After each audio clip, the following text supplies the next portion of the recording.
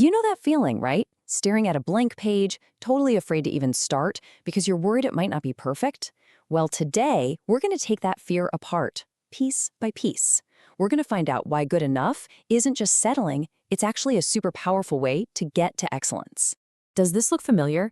You've got this amazing idea, a totally fresh start, but you're just frozen. You can't move. That chase for perfection can be completely paralyzing. But what if I told you there's a way to break free from it for good? So let's get really clear on what we're talking about here. Perfectionism isn't just about having high standards. That's a good thing. No, this is a trap. It's a switch that's either on or off. In this world, you're either flawless or you're a failure. There's just no room for learning, for trying, for growing. And that right there is the problem. And this is such a crucial distinction to make. See, healthy striving is all about growth. It pushes you forward. But perfectionism, that's just fueled by fear. It's the difference between running a race to win and running it just so you don't come in last. When any little mistake feels like a total failure, you stop learning. You just start hiding. Okay, so this brings us to this huge, kind of weird paradox. If perfectionists are so desperate to create perfect work, why do they so often end up procrastinating and making nothing at all? It seems like it doesn't make any sense, but let's unpack the psychology because there's a reason. And first things first, let's bust a huge myth right now.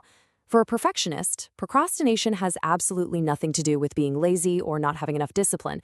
Nope, it's something way, way deeper. It's personal. The real reason? It's a defense mechanism. It's all about protecting our sense of who we are. Think about it. If you never finish the project, nobody can judge it.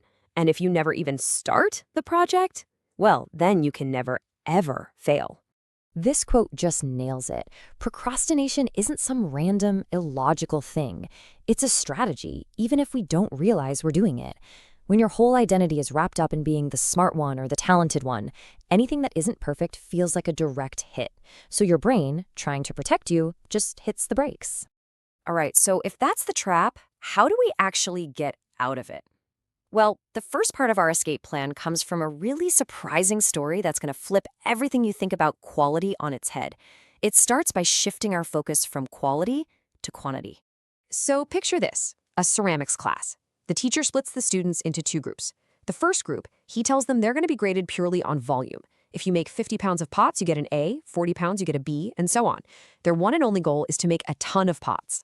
Now the other group, they have a totally different task. They just have to make one single pot. But it has to be perfect. Their entire grade is riding on the quality and excellence of that one piece.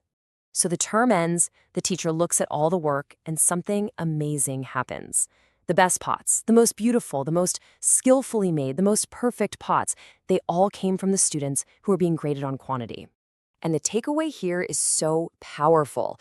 While that quality group was stuck theorizing about what a perfect pot would look like, the quantity group was just doing. They were busy making pots, making mistakes, learning from them, and trying again.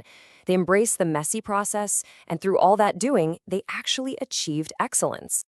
Okay. So that pottery story gives us the why. Why focusing on doing is so important. Now let's get into the how. Let's talk about a practical tool you can use every single day to make this happen. It's called the 80% rule. So, how do you actually use this? It's simple.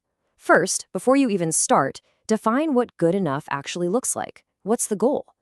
Second, remember the old Pareto principle, that 80% of your results often come from just 20% of your effort. Find that crucial 20% and hammer away at it. Third, give yourself a real deadline. It forces you to stop tinkering forever. And finally, and this is a big one, get feedback when you're about 80% done. Let the real world help you finish it. Now, these tools are awesome, but for any of this to really, truly stick, we have to go one level deeper. We've got to rewire the actual mindset that gets us into the perfection trap in the first place. Researcher Carol Dweck talks about these two mindsets that literally shape our reality. On one hand, you have the fixed mindset. It says ability is set in stone. You're either good at something or you're not. A challenge looks like a brick wall. But then there's the growth mindset. It says ability is something you can build. And a challenge? That's not a wall, it's a staircase. It's how you get better. So what happens when you make that shift? You build resilience. Your goal changes from, I have to look smart to, I want to learn. Effort isn't a sign you're bad at something. It's the engine of your growth. And setbacks? They're not failures. They're just data you can use for your next try. This is how you turn roadblocks into runways. And this is really where it all comes together. The moment you let go of that impossible idea of perfect and instead just focus on progress, you're finally free. You're not frozen anymore. You're creating, you're experimenting, and you're moving forward, one imperfect, wonderful step at a time. So I'll leave you with this question. What's that imperfect, brilliant thing that you could finally bring into the world if you just aimed for 80%? That project, that idea, that conversation you've been putting off, the very first step is yours for the taking.